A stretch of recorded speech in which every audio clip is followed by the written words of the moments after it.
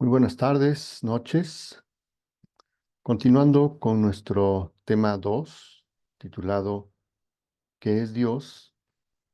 Y después de haber revisado a grandes rasgos este gran aspecto, a su vez misterioso, de la esencia divina, que la hemos podido catalogar, como nuestra teología lo hace, en estas dos grandes ramas, que es la esencia metafísica de Dios y la esencia física de Dios.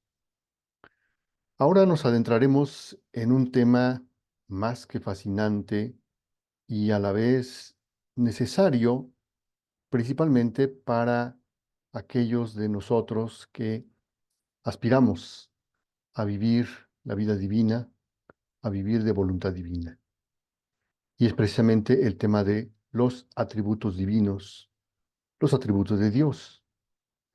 Pues bien sabemos que en el libro de cielo, nuestro Señor Jesucristo continuamente va a estar haciendo referencia a sus atributos divinos, pero con la gran diferencia de que en el caso de nuestros doctores de la Iglesia Católica, nuestros grandes teólogos, que también profundizaron en el tema de los atributos divinos, jamás se imaginaron lo que ahora en el libro del cielo nuestro Jesús nos revela, es decir, que estos atributos no son, o mejor dicho, Dios no quiere que sean exclusivos de Él. Es decir, prácticamente, aunque les vamos a seguir nombrando atributos de Dios, atributos divinos, pues resulta que ahora nuestro Señor Jesucristo nos sale con la sorpresa de que quiere compartirnos también estos atributos. O, mejor aún, quiere elevarnos a su mismo nivel para que nosotros también tomemos posesión de sus mismos atributos, de los atributos de la divinidad. De tal manera que estos atributos ya no sean de la exclusividad de Dios, como los había entendido nuestra doctrina católica de siempre, sino que ahora tenemos este enorme reto, esta novedad, pero sobre todo esta maravilla de saber que estos atributos Dios los quiere compartir con su criatura.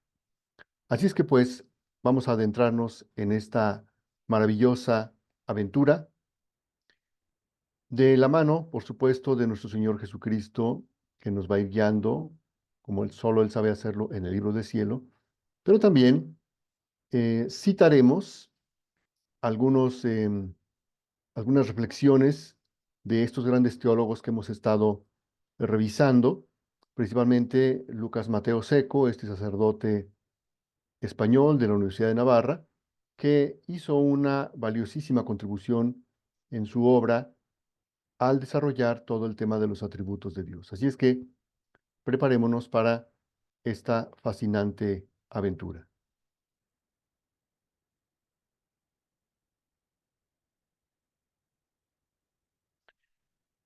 Nos dice don Lucas Mateo Seco, el nombre de atributos divinos solo se utiliza para designar las perfecciones simples que al no entrañar en su concepto ninguna imperfección, se encuentran necesaria y formalmente en Dios. Como vemos, pues, estos grandes teólogos no tenían idea ni remotamente acerca de que Dios nos tenía preparada esta sorpresa, que ahora es muy factible en el libro de cielo. Ellos llegaron simplemente a la conclusión de que estos atributos, estas perfecciones, como también se les denominan, son necesariamente parte de Dios. Pero como veremos más adelante, nos vamos a llevar una gran sorpresa.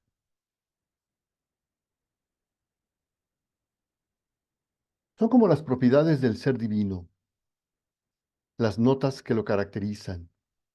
Los atributos divinos pueden definirse, pues, como las cualidades o virtudes que constituyen la esencia de Dios. Por eso era muy importante primero abordar el tema de la esencia de Dios para ahora poder, digamos, abarcar estos aspectos más específicos de la esencia de Dios, que son sus cualidades o virtudes divinas. Y que, según nuestro orden lógico de conocer, dimanan del constitutivo metafísico de su esencia. Se trata de perfecciones comunes a las tres divinas personas, pues cada una de ellas posee en común y sin división toda la esencia divina. Por esta razón, no se califica como atributos divinos lo concerniente a las relaciones trinitarias, que ya las estudiamos en temas anteriores, como son las procesiones divinas, que el Hijo es generado del Padre, que el Espíritu Santo procede del Padre y del Hijo. No, aquí ya no nos estamos refiriendo a eso, pues no son comunes a las tres divinas personas, sino propias solo de cada una de ellas. El nombre de atributos divinos designa las perfecciones que descubrimos al descomponer, por decirlo así, el ser absoluto de Dios. Al tratar de formarnos una idea distinta de su plenitud total y de su infinita riqueza. En ellos contemplamos la absoluta perfección divina desde diferentes ángulos. Cada uno de los atributos es un aspecto analógico de la esencia divina. Eso es muy importante no perderlo de vista porque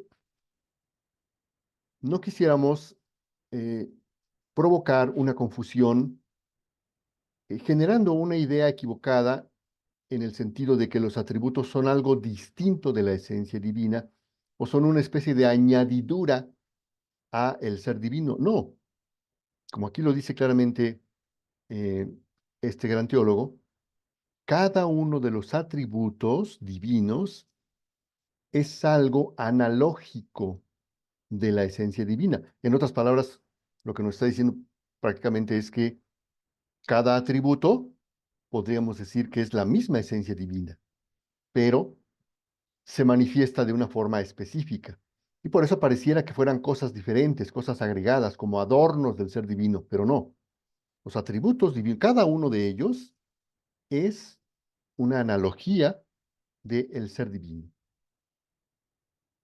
Así como los atributos de Dios representan la infinita plenitud del ser divino, del mismo modo, cada uno de los atributos recibe del ser divino su nota característica especial.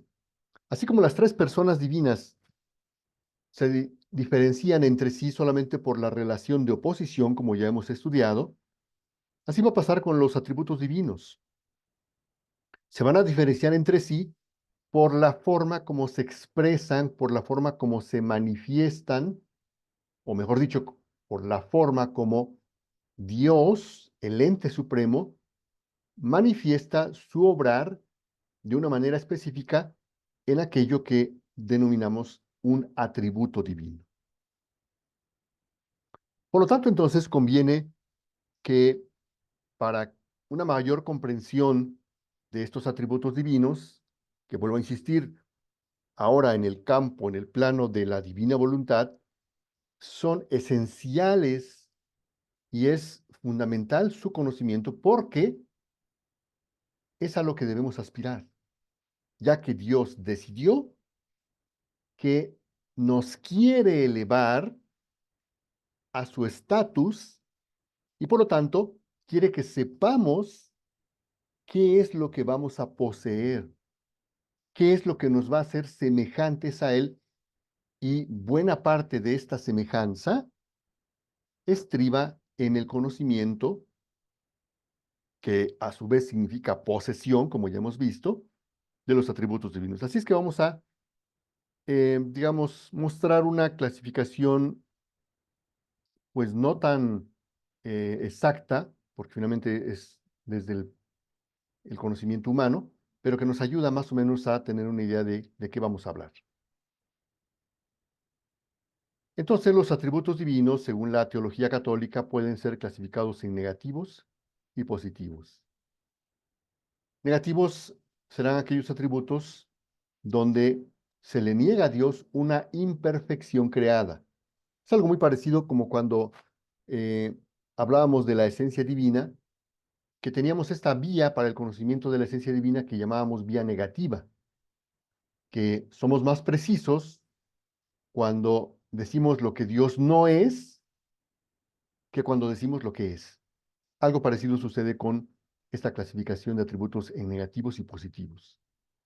Por otro lado, los atributos divinos positivos son aquellos en donde afirmamos de Dios una perfección creada. También se pueden clasificar en comunicables e incomunicables, como por ejemplo la sabiduría y el amor, y los incomunicables como la eternidad y la aceidad. En el caso de la eternidad, ya veremos que em, hasta el nivel al que llegó la teología dogmática de nuestra Iglesia Católica, pues tenían razones suficientes para afirmar que la eternidad es exclusiva de Dios. Pero como vamos a ver más adelante, cuando lleguemos precisamente al tema de la eternidad, pues nos llevaremos una grata sorpresa. Pero en el caso de la aceidad, ahí sí definitivamente, como ya estudiamos que la aceidad es la esencia metafísica de Dios, y habíamos revisado que la aceidad quiere decir que Dios no le debe el ser a nadie, sino que Él se da el ser a sí mismo, eso sí es exclusivo de Él. Nosotros, al ser criaturas, forzosamente recibimos el ser de alguien, y ese alguien es Dios precisamente, que contiene, que es el ser absoluto. También se pueden clasificar en atributos divinos absolutos y relativos. Absolutos en cuanto que Dios es el ser subsistente en sí mismo, otra vez el tema de la aceidad. Y en relativos, cuando son atributos que tienen que ver con el actuar de Dios hacia su adextra, principalmente como creador, como Señor, como conservador, es decir, en relación con lo extradivino. También podemos clasificar a los atributos divinos en pasivos y activos. Otra vez, algunos ejemplos serían pasivos, la eternidad, la simplicidad, porque hablan de ese aspecto que Dios ya, o que Jesús nos explicó previamente, que ya lo revisamos en temas anteriores, cuando dice que en su ser interior no hay nada que agregar, ni que perfeccionar, ni que poner, ni que quitar. Todo es absoluto reposo.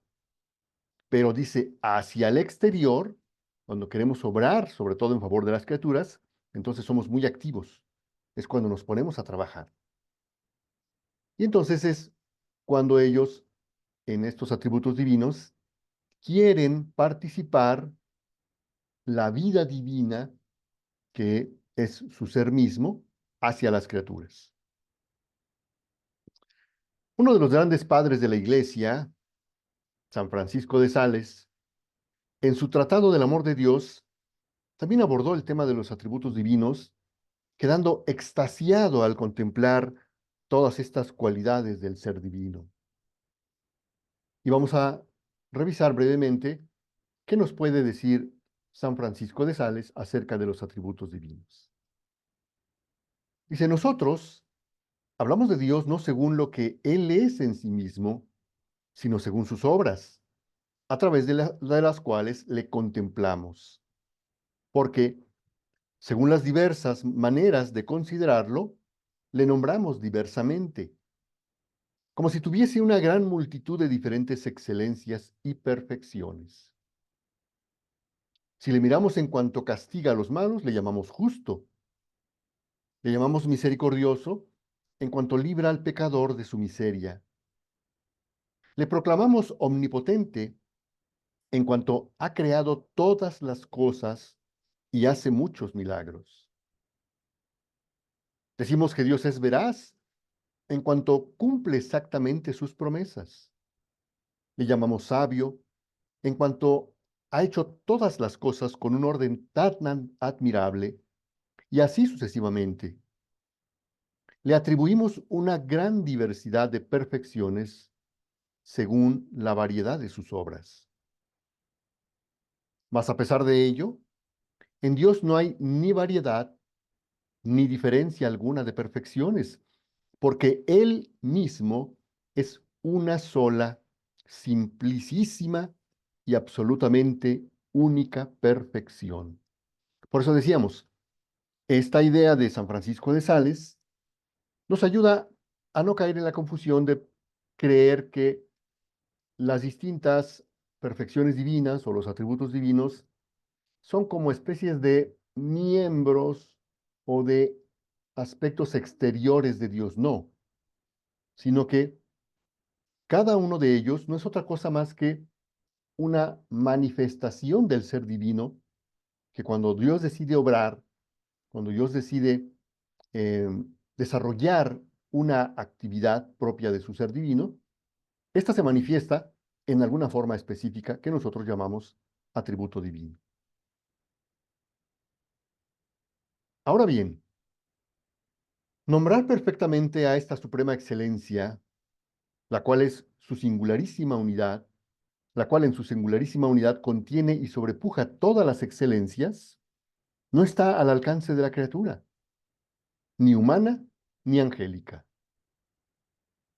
Porque, como se dice en el Apocalipsis, nuestro Señor tiene un nombre que nadie conoce fuera de Él mismo, ya que solo Él conoce perfectamente su infinita perfección. Y por lo mismo, solo Él puede expresarla por medio de un nombre que guarde proporción con ella.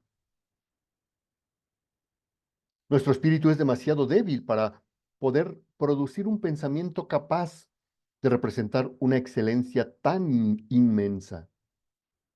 Para hablar en alguna manera de Dios, nos vemos forzados a emplear una gran cantidad de nombres. Y así decimos que es bueno, sabio, omnipotente, veraz, justo, santo, infinito, inmortal, indivisible. Y hablamos bien cuando decimos que Dios es todo esto a la vez, porque es más que todo esto. Es decir, lo es de una manera tan pura, tan excelente y elevada, que una simplicísima perfección tiene la virtud, la fuerza y la excelencia de todas las perfecciones. Vamos a empezar a hacer un recorrido por las los primeros atributos divinos. Como dijimos al principio, vamos a ir combinando cómo nuestro Señor Jesucristo habla de sus perfecciones divinas en el libro de cielo y también cómo las han abordado los grandes teólogos de nuestra Iglesia Católica. Vamos a empezar, pues, un poco eh, para ir de lo más aparentemente simple a lo más complejo, pero que ya vimos que todas las perfecciones no son más que analogías del propio ser divino, pero simplemente para empezar un poquito por donde empieza nuestro Señor Jesucristo, cuando empieza ya a hablarle de todo esto a Luisa Picarreta y le habla de la simplicidad divina. Dice nuestro Señor Jesucristo, otra cualidad de mi ser es la simplicidad, el ser simple, tanto que penetro en todas partes. No hay cosa que pueda oponerse a que yo penetre dentro. Penetro en el cielo y en los abismos, en el bien y en el mal. Pero mi ser simplicísimo, penetrando aún en el mal, no se ensucia. Es más, ni siquiera recibe la más mínima sombra. Yo soy espíritu simplicísimo. Y solo porque soy simplísimo, me encuentro por todas partes. Y nada puede huir de mi mano. El Espíritu de Dios, por ser simplísimo, se difunde por todas partes sin esfuerzo ni fatiga, más bien naturalmente. Es simple nos dice la teología católica, lo que no se compone de partes. Lo simple no es lo contrario de la multitud y multiplicidad, sino de la composición.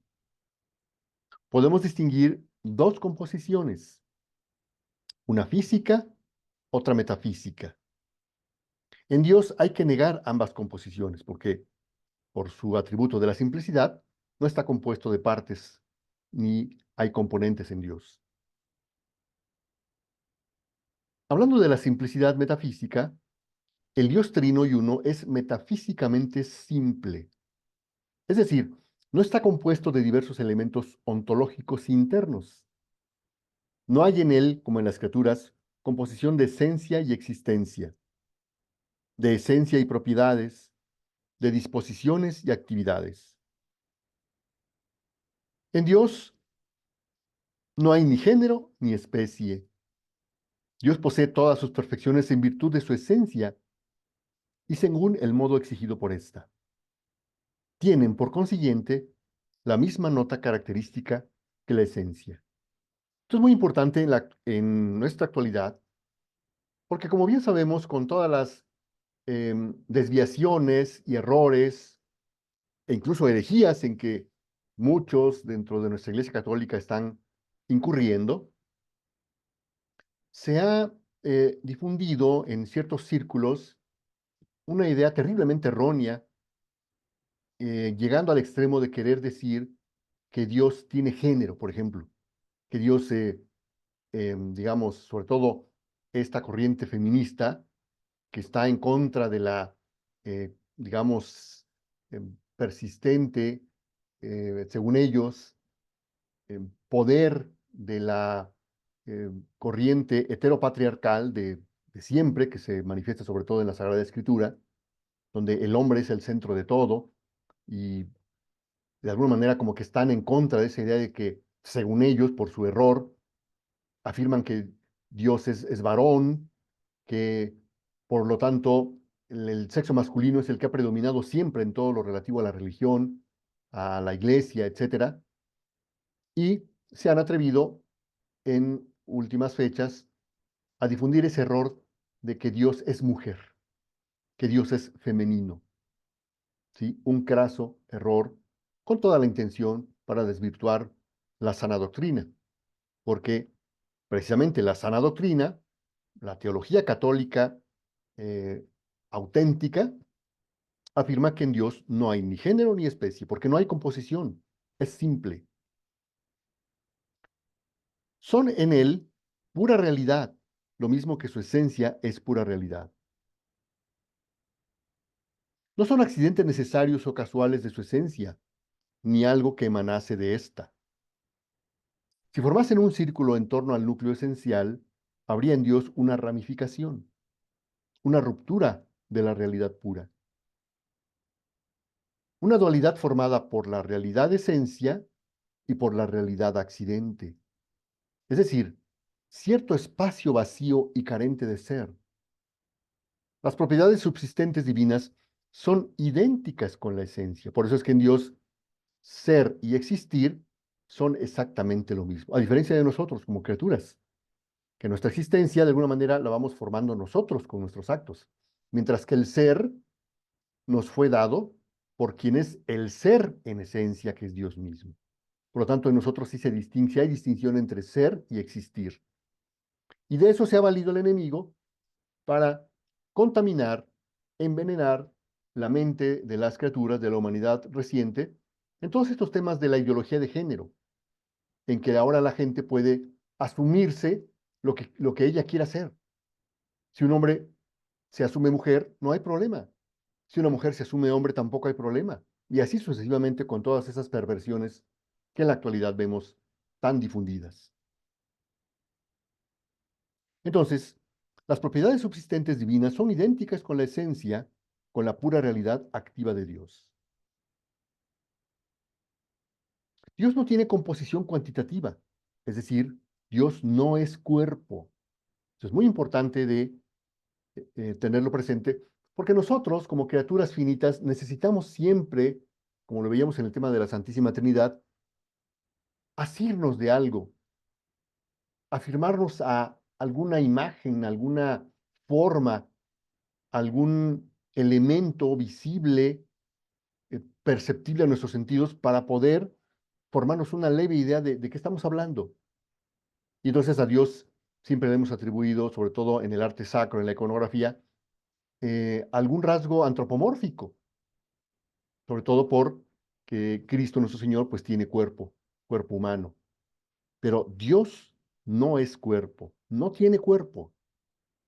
Todo lo corporal está compuesto de partes que se complementan en un todo y que por lo tanto son inferiores a la totalidad.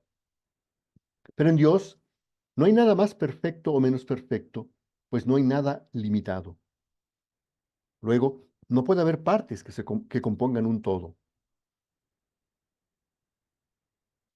Si Dios fuese cuerpo, precisamente por ser extenso, sería divisible y entrañaría alguna potencialidad, o sea, la capacidad de aspirar a ser algo más, a perfeccionarse todavía más. Entre otras, la propia del movimiento, y por tanto, no podría ser acto puro. Por esta misma razón, tampoco puede haber en Dios composición de materia y forma, pues esa composición entraña límite y potencialidad, divisibilidad, esencial imperfección.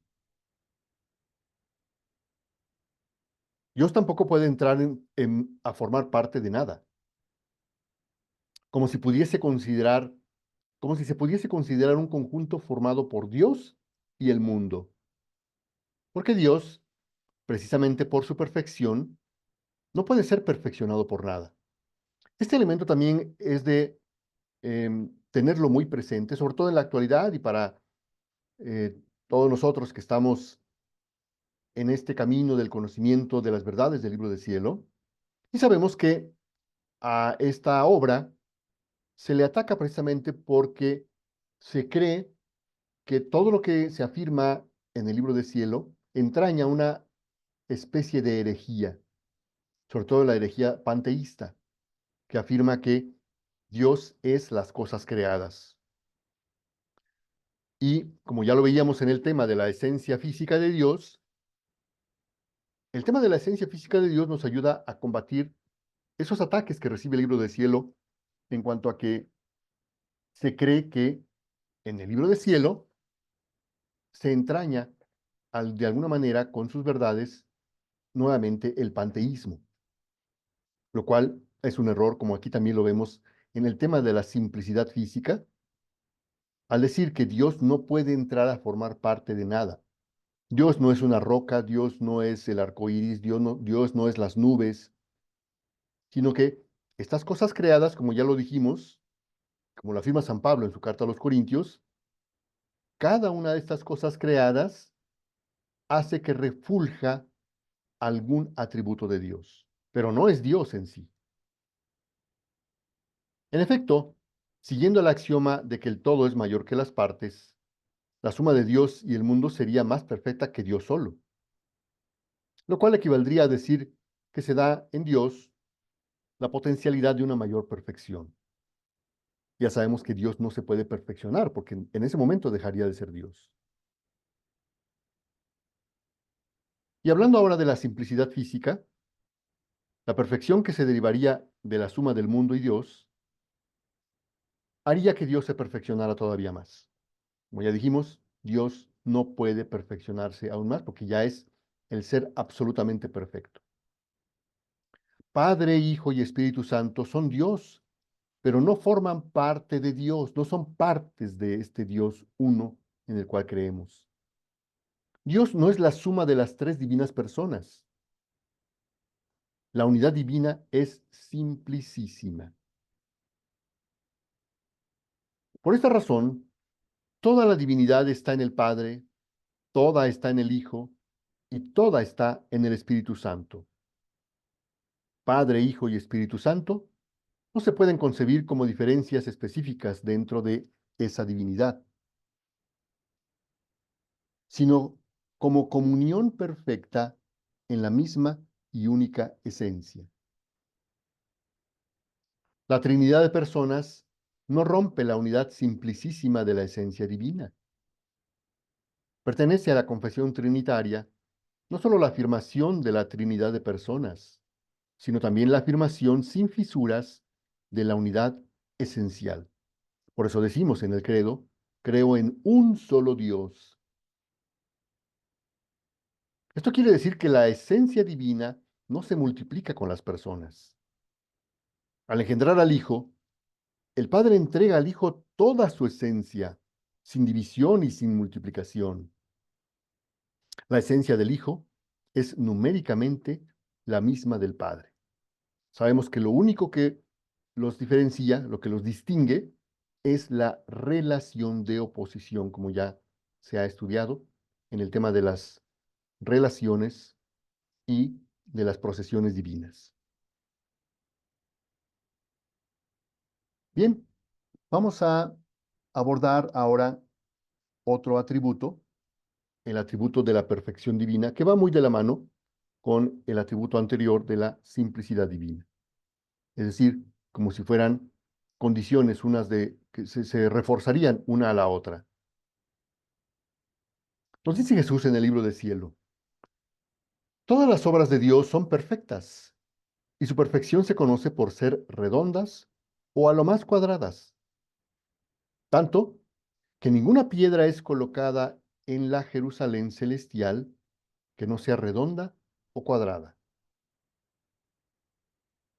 La redondez es la igualdad en todas las partes. Así que el alma, para ser perfecta, debe ser igual en todos los estados, en todas las circunstancias, sean prósperas o adversas, dulces o amargas. La igualdad debe circundarla en todo, para formarla al modo de un objeto redondo. De otra manera, si no es igual en todas las cosas, no podrá entrar bella y pulida a formar parte de la Jerusalén celestial. Como vemos, pues, la perfección que ya en los evangelios el mismo Señor Jesucristo nos había dejado como meta, como una aspiración y una obligación de nosotros, el llegar a la perfección del Padre cuando dijo aquellas palabras, sean perfectos como mi Padre Celestial es perfecto.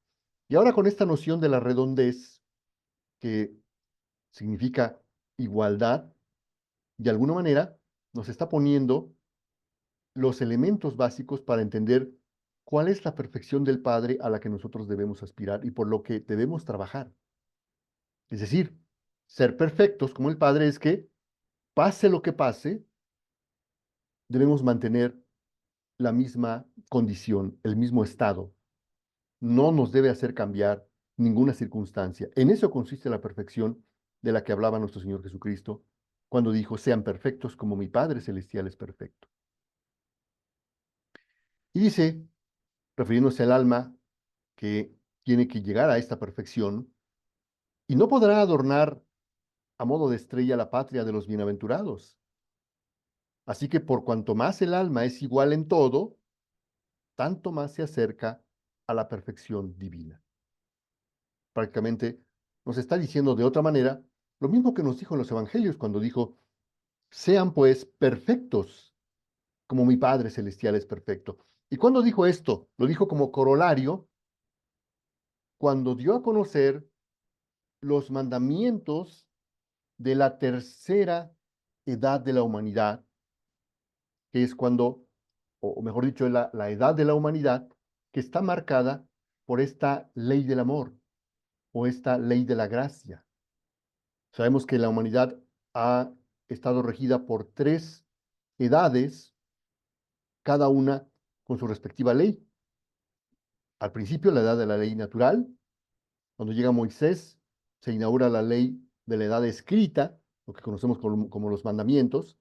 Y cuando llega nuestro Señor Jesucristo y nos dice todo aquello de que si te golpean la mejilla derecha por la izquierda, si te quitan el manto, dale también la túnica, ama a tus enemigos, todo aquello que era, digamos, contrario a lo que el pueblo de Israel consideraba, esa es la ley de la gracia, la ley del amor, los mandamientos del amor. pero que tristemente muy pocos a lo largo de 2000 años de Iglesia Católica los han entendido y mucho menos los han considerado siquiera que son mandamientos que hay que cumplir. Por eso es que al final de entregar esos mandamientos del amor dice, por lo tanto, sean pues perfectos. Lo que está diciendo que la perfección del Padre es esa, que le hagan lo que le hagan al Padre, Él no cambia, Él es el mismo. En eso consiste su perfección y es a la cual nosotros debemos aspirar. Una cosa se dice perfecta cuando tiene todo el ser, toda la realidad que le conviene según su naturaleza. Un ser es tanto más perfecto cuanto menos tiene de potencia y más de acto. Ya habíamos escuchado habíamos estudiado que desde la filosofía se hace una diferencia entre potencia y acto, pero solamente para el caso de las criaturas. Potencia es una perfección que está apenas por adquirirse. Por ejemplo, un niño que va a la educación básica tiene encerrado en su ser la potencia de ser un ingeniero, un médico, un comerciante, un artista, cualquiera de estas cosas que a lo mejor va a desarrollar cuando llegue a la edad adecuada para recibir la formación y hacer los estudios propios de cada oficio, de cada profesión. Por lo tanto, cuando vemos un niño que apenas está en la educación inicial, aprendiendo el alfabeto, aprendiendo las matemáticas básicas, lo básico de cualquier educación inicial, vemos ahí médicos en potencia, ingenieros en potencia, empresarios en potencia. Todavía no lo son, pero tienen las capacidades, las cualidades, lo necesario para que llegado el momento y habiendo pasado por un proceso de crecimiento, de educación, de formación, etcétera, finalmente se alcance ese estado más perfecto que el que tenían cuando eran unos niños. Eso es pasar de la potencia al acto. Y el acto es cuando ya alguien alcanza dicha perfección, un ingeniero, un arquitecto que está haciendo una casa, ese acto de hacer esa casa, bueno, no pudo haber sido acto, sino antes estuvo en su fase de potencia cuando era un niño y que no se sabía que iba a ser ingeniero. Entonces, a eso se refiere el ser más perfecto, cuando se tiene menos de potencia y más de acto. Por eso decimos que Dios es acto puro, porque en Él no hay ese proceso de crecimiento, de que primero es un Dios en pequeño y que después se desarrolla y después ya es el Dios que conocemos con toda su potencial, con todas sus perfecciones. No, en Dios no hay ese tránsito de la potencia al acto, porque la potencia es capacidad para adquirir alguna perfección, mientras que el acto consiste en la posesión real de esa misma perfección. De donde se deduce, ya sin más, que Dios, acto purísimo, sin sombra de potencia alguna, tiene que ser forzosamente perfectísimo. Volvemos a insistir, Dios no pasa de la potencia al acto. Dios no es que en un momento esté en reposo, por ejemplo, sentado, y después se pare a caminar. No, en Él todo se está realizando instantáneamente, continuamente, y por eso decimos que Dios es acto puro, es acto único. Dios no posee su perfección, es esencialmente su propia perfección. Nosotros solo podemos expresarla reuniendo su simplicidad absoluta con su plenitud vital también absoluta, en el misterio del Dios Trino. Todas las perfecciones efectivas y posibles, reales e ideales de las criaturas, todas están en Dios Creador de modo real y eminente. Y todo cuanto ha sido, es y será, incluso mediante la libertad de los hombres, queda asumido en Dios. Por eso es que como veíamos en el tema de la esencia física de Dios, y retomando esas palabras del teólogo alemán Michel Smaus, cuando afirmaba que el mundo es un museo de copias borrosas, el original de todo está en Dios. Por eso cuando contemplamos una perfección de la creación como un atardecer, un paisaje nevado, un bosque, un río caudaloso, el mar mismo, nos quedamos extasiados ante tanta belleza, tanta magnificencia. Bueno, pues ahora podemos imaginarnos cuán extasiados quedaremos cuando veamos el original de todas esas bellezas en Dios, cuando estemos ya inmersos en su esencia divina, en la eternidad. Bien, con esto concluimos los dos primeros atributos divinos, que fue el de la simplicidad y el de la perfección. Y dejaremos para una siguiente sesión hablar de el resto de los atributos divinos, empezando por este tercer atributo de la bondad divina. Así es que los animamos, los invitamos a continuar profundizando, adentrándonos en esta fascinante aventura, este fascinante recorrido por los atributos divinos. Hasta la próxima.